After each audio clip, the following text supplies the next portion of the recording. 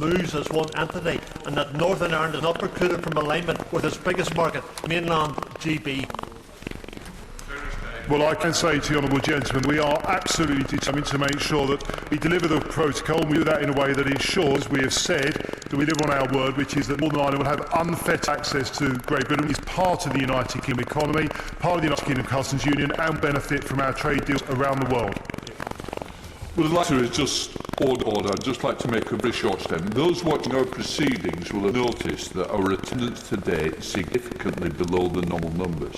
I discussed with the usual channels ways in which we can limit the numbers of people crowded together to ensure maximum safety. We are all doing our best to keep Parliament sitting and to follow Public Health England and guidance. We now come to Prime Minister's questions. Rob Butler. Number one, Mr. Speaker. Prime Minister. Mr. Speaker, the whole House want to join me in paying tribute to Lance Corporal Brodie Gillen, a reserve medic from the Scottish and North Irish Yeomanry who was tragically killed in Iraq last week. My thoughts and deepest sympathies with her family and loved ones at this very difficult time. Mr. Speaker, this morning I had meetings with ministerial colleagues and others in addition to my duties in the House. I will have further such meetings later today. Rob Butler. Like many others in the United Kingdom, my constituents in Aylesbury are understandably deeply concerned about COVID-19, and I pay tribute to staff at Mandeville Hospital, Buck Social Services and everyone in the community who's helping those with the virus or in isolation. Can my right honourable friend assure the people of Aylesbury and everybody in the country that the government will take whatever action is needed and spend whatever money is needed to save lives and to protect livelihoods? Absolutely. Well, Mr. Speaker, I want to join my honourable friend in paying tribute to the staff at Stoke Mandeville, but to all the staff in our fantastic NHS, the way they're coping at this extremely difficult time. And he can certainly take it that we're not only, of course, we've not only put the £5 billion into NHS last week, as you heard from my right honourable friend, but we will certainly do whatever it takes and provide whatever funding is necessary to help our NHS through this crisis and indeed support the whole country with government guaranteed loans, as you heard yesterday. Jeremy Corbyn. Thank you, Mr. Speaker. I want to thank you for the statement you just made and for the very responsible approach MPs have taken to today's question time by sitting a suitable distance apart to avoid cross-fertilisation of this horrible disease. I also want to join the Prime Minister in paying tribute to Lance Corporal Brodie Gillen, who was killed in Iraq last week. Our thoughts are with her family and her friends. Today, Mr. Speaker, people are mourning the loss of loved ones. Many more will be suffering from the effects of coronavirus, including those already losing work or losing their jobs and worried about whether they can keep a roof over their head.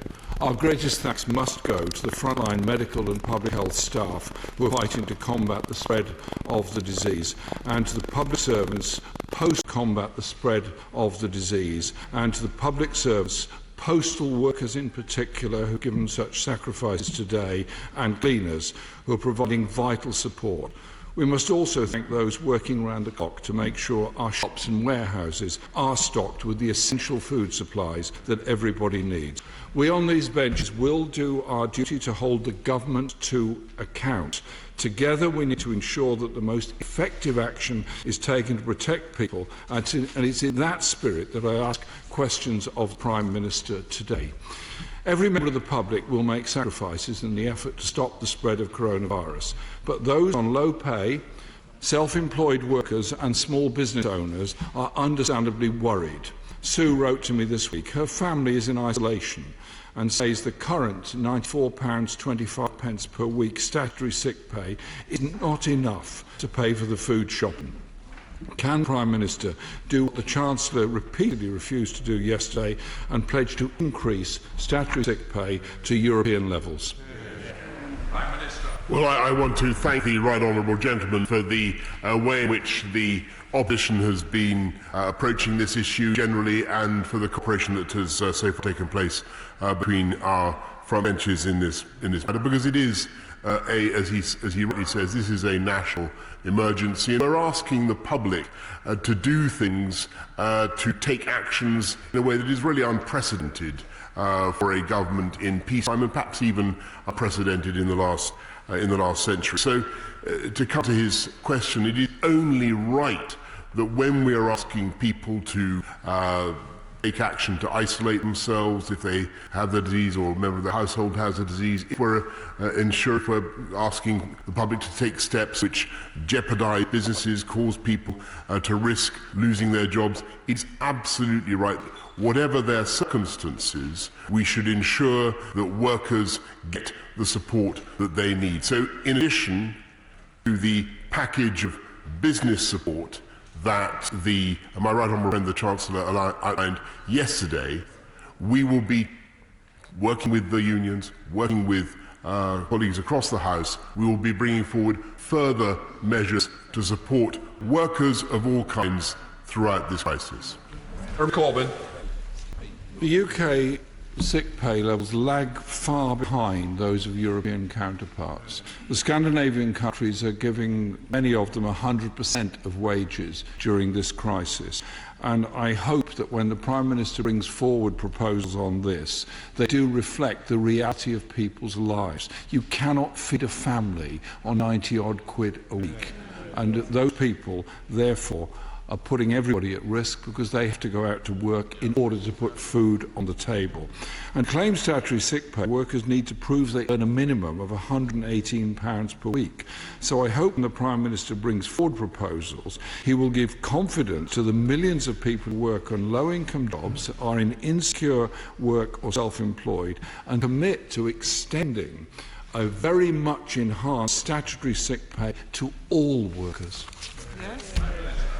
Well, Mr. Speaker, as I've told the House before, of course we will ensure that nobody is penalised for doing the right thing and protecting not just themselves but also other members of society, and of course making sure that our NHS is able to cope. And clearly statutory sick pay will typically be supplemented by other benefits, but we will ensure, and I just repeat what I said to the right honourable gentleman, we will ensure, since the state is after all making these demands of the public and of business, it is only right that throughout this period we should be doing whatever it takes to support the workers of this country throughout this crisis. Jeremy Corbyn. What it takes is a recognition of the social injustice and inequalities that exist in this country.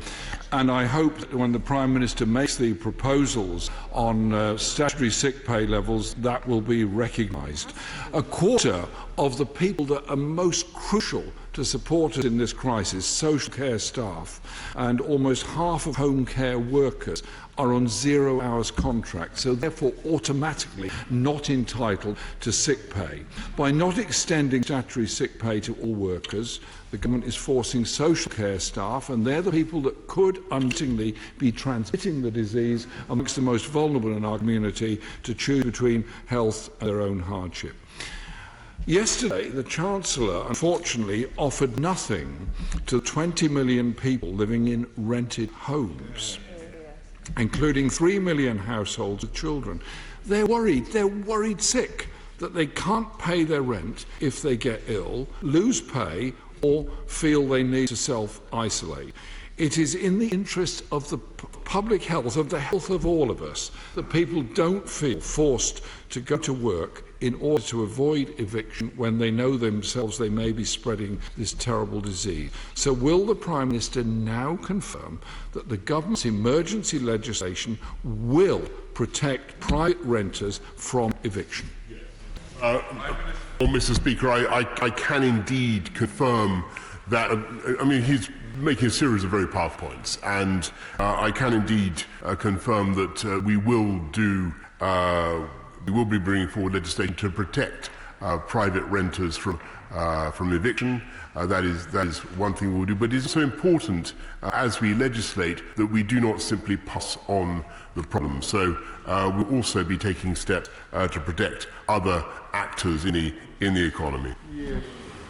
Prime Minister, Jeremy Corbyn. Seeing the details of that, because all of us represent private sector tenants in our constituencies, and we know the stress they're going through now. They need something said urgently about this, and so I hope government will say something as soon as possible. Today would be appropriate.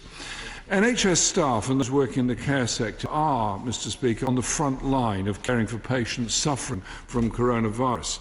However, sadly, those workers have no idea if they're actually transmitting the virus themselves. They may not be obviously suffering from it, but they could still be transmitting it.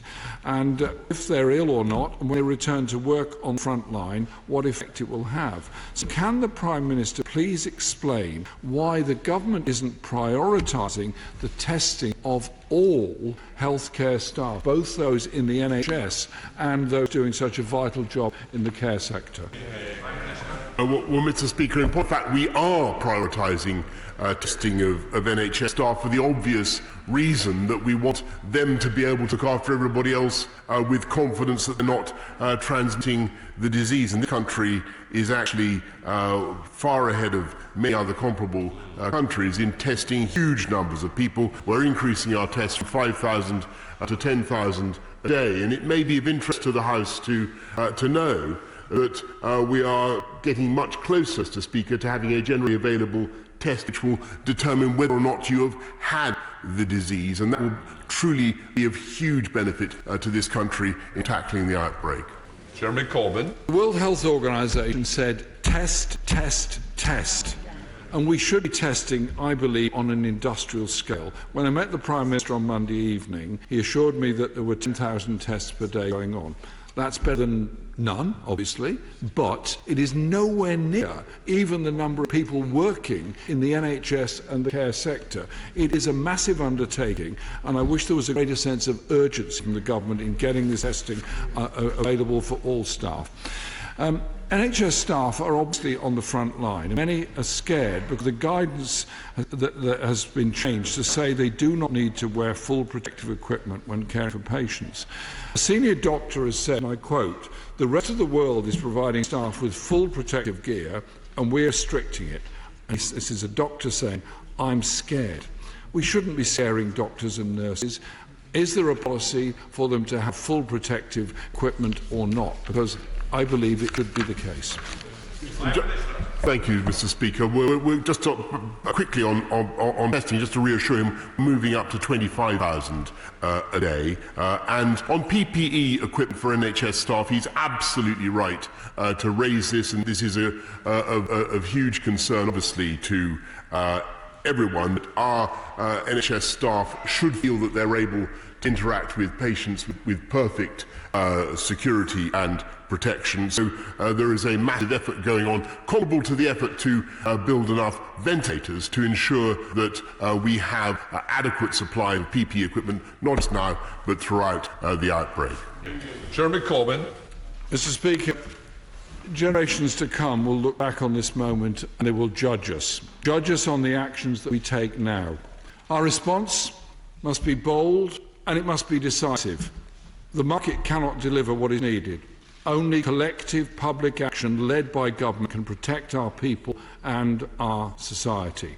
That collective action must not allow the burden to fall most on those who lack the resources to cope, as happened after the financial crash. People across the country understand the need for temporary restrictions on our way of life to protect us all, and we will work with the government. But the Prime Minister must understand that will require balancing action to protect the most insecure and vulnerable in the interests of public health as well as of social justice.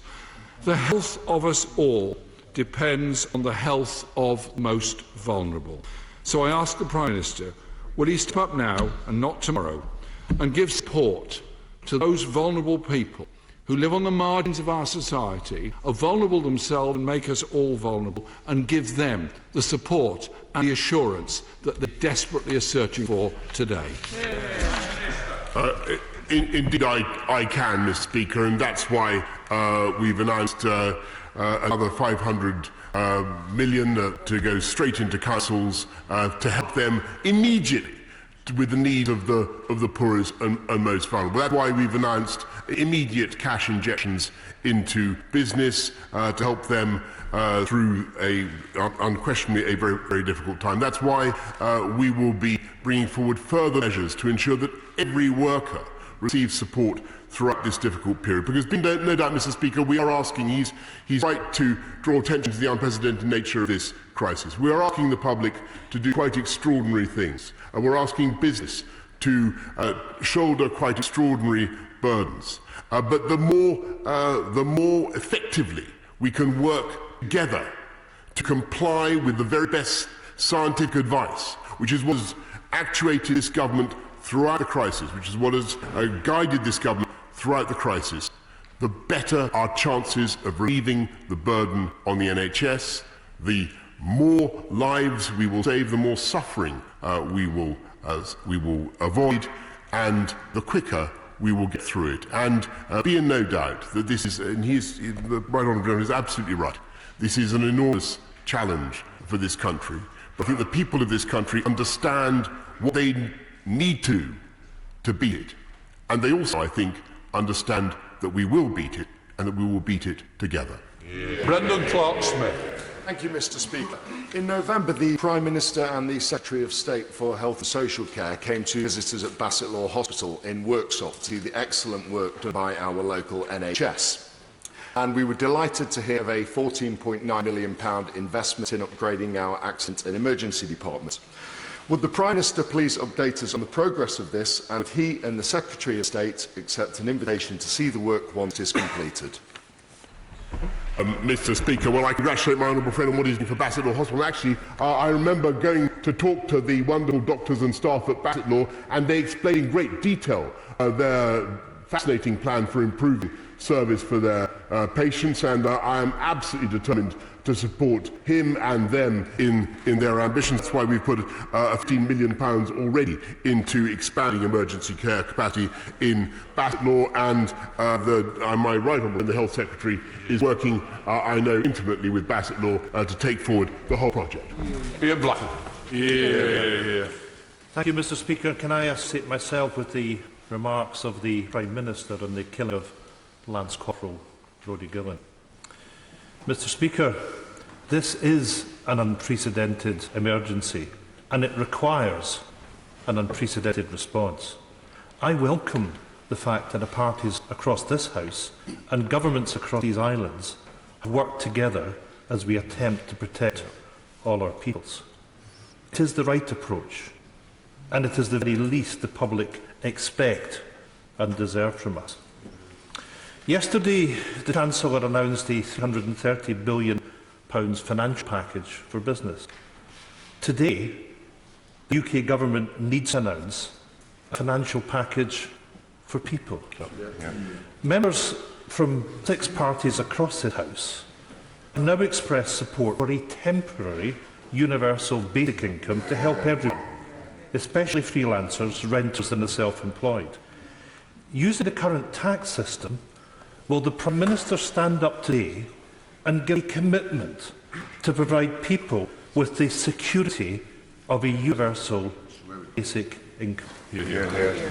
Well, Mr. Speaker, first I want to thank the Right Honourable Gentleman for the spirit in which he's spoken, and indeed there is a huge amount of collaboration going across all 4 nations of this country, as you can imagine, Mr. Speaker, and we are in lockstep. What I would just say on his appeal for a basic income, do not underestimate, Mr. Speaker, value to people of the measures that we've already announced that will support business and keep jobs going, make sure those businesses continue in existence. That must be the first step. But then, as I said repeatedly now to the Right Honourable Leader of the Opposition, it is also, he's quite right, it is also important that throughout this crisis we take steps to support workers. The suggestion that he makes is, of course, one of many such suggestions.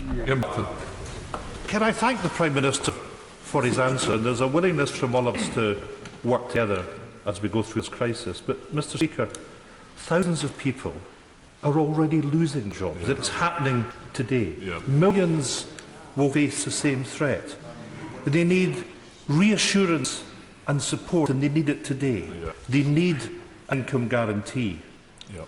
Prime Minister, we must not repeat history. People are worried about their bills.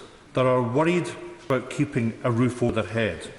In the last financial crisis, the banks were bailed out, but ordinary people were not.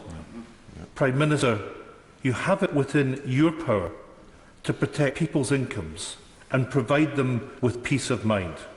At this time, an emergency universal income scheme would do just that. Will the Prime Minister, at the very least, to commit to meeting all of us who support this proposal and discuss how we can protect the incomes of all of our people? Yes, indeed, Mr. Speaker. I can make that commitment, and indeed I said as much in my earlier answer to the right honourable gentleman. I think it is very important as we go forward that we try and enlist a consensus in this House about how to support people throughout the crisis. And I agree profoundly with what he said about not repeating history. It is very important that we ask the public to do the right thing for themselves and for everybody else, that no one, whatever their income, should be penalised for doing the right thing. And we will make sure that that is the case. Can I welcome confirmation that routine Ofsted inspections will be postponed? And will the Prime Minister join in commending schools, leaders and teachers for all they've been doing in supporting families through this crisis? Mr. Speaker, I want to pay particular tribute, not just, of course, to our amazing NHS, but also to our teachers and everybody who works in our schools for everything that they have done to keep our schools going throughout this difficult crisis so far. And, of course, we will do everything we can to remove burdens on schools, and Ofsted is one in particular that we can address. And the House should expect further decisions to be taken imminently on schools and how to make sure that we square the circle, both of making sure that we stop the spread of the disease, but also making sure that we relieve as much as we can pressure on our NHS. Alan Khan. Thank you very much, Mr. Speaker. My NHS colleagues on the front line are already stressed with the pressure that they face. Last night I visited my father in a care home and am acutely aware that I may have fed him for the very last time. We are in unprecedented times. I'd like to know, where was the forward planning for PPE for our NHS and care staff? Where is the testing for medics? Why are we waiting so long for mass testing? And why are social distancing measures merely just suggestions? Prime Minister, it is right that we have all put party loyalty aside to work together during this time of national crisis, but we must scale up the response. Without good leadership, people in this country will start to panic. There must be no more time to delay. The time to act is now. Well, Mr. Speaker, I completely agree with what the honourable lady says. I thank her for all the work that she does in the health service, and I can certainly tell her that we have stockpiles of PPE equipment, and we are proceeding, and it's very, very important for the House to understand this, we are proceeding in accordance with best scientific advice, and it is the timeliness of those measures that is absolutely vital in combating the spread of the epidemic. And indeed, that is how you save lives. And I'm delighted that the UK approach has been commended not just by Neil Ferguson of Imperial College today, but also by Dr. David Barrow of the World Health Organization. Edward Timpson. Very much, Mr. Speaker. The weeks and months ahead will test us all and stretch society to its limits. None more so than the National Health Service, which is working day and night to care for the sick and save lives. But together, Mr. Speaker, we will get through this. So will my right honourable friend update the House on his efforts to bring together a coalition of manufacturers to supply the NHS with the ventilators and other essential medical equipment it needs to treat the most adversely affected patients during this pandemic? Mr. Speaker, as the House will know, there is already a coalition of British manufacturers who are now working together at speed to supply the ventilators that we need. We already have 8,000. We're moving rapidly upwards, and I will keep the House informed on developments. Chris Bryant, closed question. Number 8, Mr. Speaker. I thank the right honourable gentleman for the invitation, and I'm happy to consider his invitation to run, and we'll take it up. Well, what I really hope is that the Prime Minister will look at the whole of the coronavirus crisis through the eyes of the Rhondda, because we have a large number of sole traders, chippies, electricians and plumbers. We've got a lot of people in very insecure employment. We've got lots of people who are elderly and people who are on very low incomes and have next to no savings. Many people have already been laid off this week and are worried they're going to be laid off in the next fortnight. So we really do need the Prime Minister to address these matters. And if I'm honest, I don't want to be partisan, but it does feel as if we're a bit of an afterthought. So I really, really beg the Prime Minister to look through the eyes of the Rhondda, because I think he would then double sick pay, so that it's a sensible figure. I think he would introduce something like a summer version of the winter fuel allowance, so that the elderly get some help. I think he would probably introduce some kind of VAT holiday for sole traders. I know he hopes, and we all hope, that the whole of the country will bounce back quickly after this. But I say to him, after floods, the poverty that we have historically suffered in the Rhondda, communities like mine will find it phenomenally difficult to bounce back if he doesn't take this kind of action now. Well, Mr. Speaker, the honourable gentleman speaks powerfully, passionately, and in mind wholly rightly for the people of the Rhondda. And I tell you that our thought is with the people of this entire country in helping everyone to get through this virus. And we will do, as I say, whatever it takes, both to support business and, as I said in my earlier answer to the right honourable gentleman, Leader of the Opposition, also to support individuals and families. And I welcome the suggestion, the agreement of the right honourable gentleman, the Leader of the Scottish National Party, that we should do this on a cross-party basis. Thank you, Mr. Speaker. As the Member of Parliament for Grenfell Tower, I would like to thank my right honourable friend for the additional £1 billion in the budget for cladding remediation. Moving on to today's events, can my right honourable friend assure me that his government will do absolutely everything to support the economy, businesses large and small, the self-employed, individuals, including those on low income, because now is not the time to be squeamish about public sector debt? Mr. Speaker, I can certainly give my honourable friend that reassurance. Thank you, Mr. Speaker. I welcome the measures, but yesterday's statement offered nothing for the self-employed. My constituency in Vauxhall has an estimated 30,000 self-employed workers, and a lot of those people are already feeling the financial pinch now. And they can't wait for days for the government to announce something. So will the Prime Minister today announce a guarantee of measures that will fully compensate all self-employed workers in this crisis? Mr. Speaker, I repeat the answer I've given several times to several of her colleagues. We will do whatever it takes to ensure that all workers are protected throughout this crisis. Stephen Hammond. Thank you, Mr. Speaker.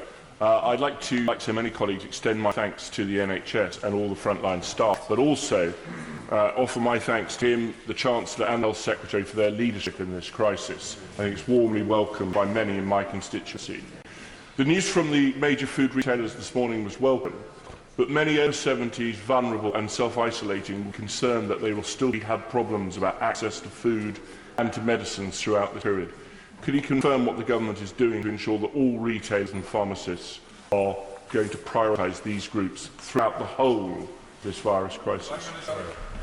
Mr. Speaker, we're extending the hours in which deliveries can be made, and we're talking right now with the Pharmaceutical Services Negotiating Committee about ensuring that pharmaceutical goods get at the right time to the customers who need them. Neil Hanby. Mr. Speaker, in response to COVID-19, there are reports from across the globe of antiretroviral drugs being tested alone and in combination with varying degrees of reported success. In light of this, can the Prime Minister advise the House what resources are being made for drug security, development and clinical trials in the UK? What efforts are being made by him for the UK to work in concert internationally? And does he agree with me that the prize on this occasion must be the victory and not patents and profits? I endorse completely the sentiment that he has just expressed, Mr. Speaker, about the need to do this collectively. The government's announced a £46 billion package of investment in finding a vaccine. A huge amount of work, as I've just said, is going into investing in test kits, and they're changing the whole time and improving the whole time. And we are doing this. The House will be reassured that this is being done at an international level, working with our EU partners, working with the G7, the G20, the WHO, the IMF. Everybody is working together on the very issues that it addresses. Thank you, Mr. Speaker. As my right honourable friend has said, combating this virus will require a huge national effort. Supporting doctors and nurses in hospitals and community carers looking after the most elderly in their homes. Can the Prime Minister assure me and my constituents watching and listening in Warrington South that this government will do all it can to save lives, protect frontline NHS staff and keep the most vulnerable people in our society safe? Yes, Mr. Speaker, he identifies exactly the three priorities of this government. Stephen Farray. Mr. Speaker, defeating the coronavirus must be the top, indeed the only priority for the foreseeable future.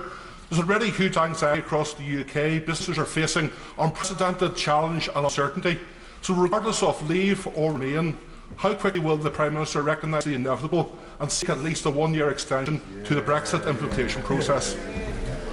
Mr. Speaker, our priority is to deal with the coronavirus epidemic, and another matter that he mentions has already, as he will know, been legislated for. Thank you, Mr. Speaker. Like other town centres across the UK, Burnley has been seeing the evolution of its high street, balancing retail with leisure, which plays a significant role in increasing footfall and supporting SMEs. With that in mind, can I thank the Prime Minister and my honourable friend, the Chancellor, for the measure as announced in the budget and yesterday? And will he commit to doing whatever it takes to supporting our SMEs so once we get through this challenge, our high streets can buzz once again? Yes. Mr. Speaker, I can indeed confirm that is exactly why we have cut business rates, and that's why we're making very considerable sums available for small businesses and indeed for very small businesses, precisely to protect the high street and the enterprise environment on which so many jobs depend. Jones. I'm sure the Prime Minister will agree with me that protecting our NHS staff at this crucial time is our maximum of importance. This week in County Durham, at least one GP surgeon received surgical masks from the NHS with expiry dates of 2016 on box. In other cases, boxes, labels have been stuck over the extending the expiry dates of those boxes. What assurance can the Prime Minister give, not only that they get the equipment they require, it's actually effective once they get it?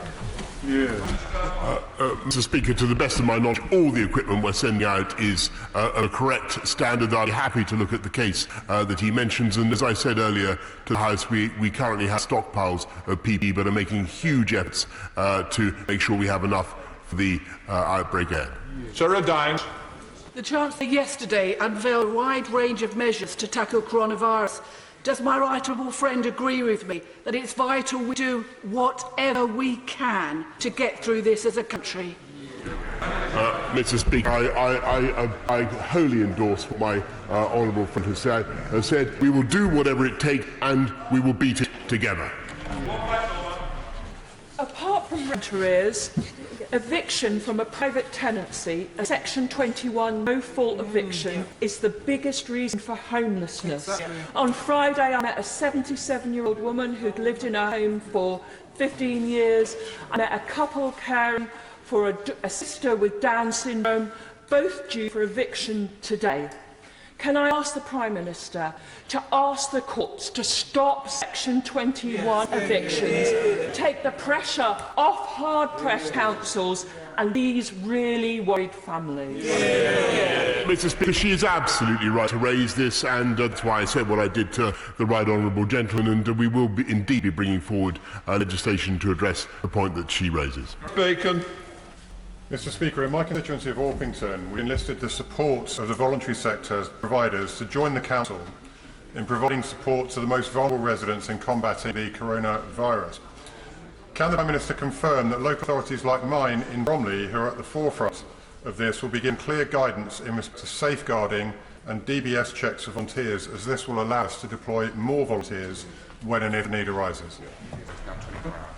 Yes, Mr. Speaker, he's absolutely right, and that's why I'm speeding up the DBS checks so they can be done in 24 hours. And I want to thank and congratulate all the boroughs throughout this country for the way they are harnessing those volunteers.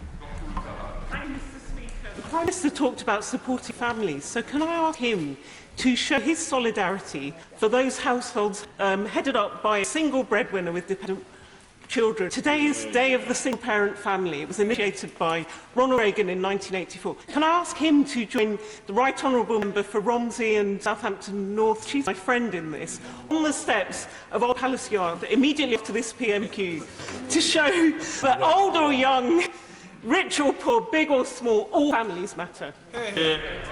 Well, I can agree more powerfully more strongly with what the Honourable Lady has said. I'm going to be able to join her whichever venue she's identified. I'm not sure. I'll have to look at my diary. I think I have a date with you, Mr. Speaker. Dr. Andrew Brisson. Can I thank the Prime Minister and his team for the sure-footed way in which they are approaching the crisis?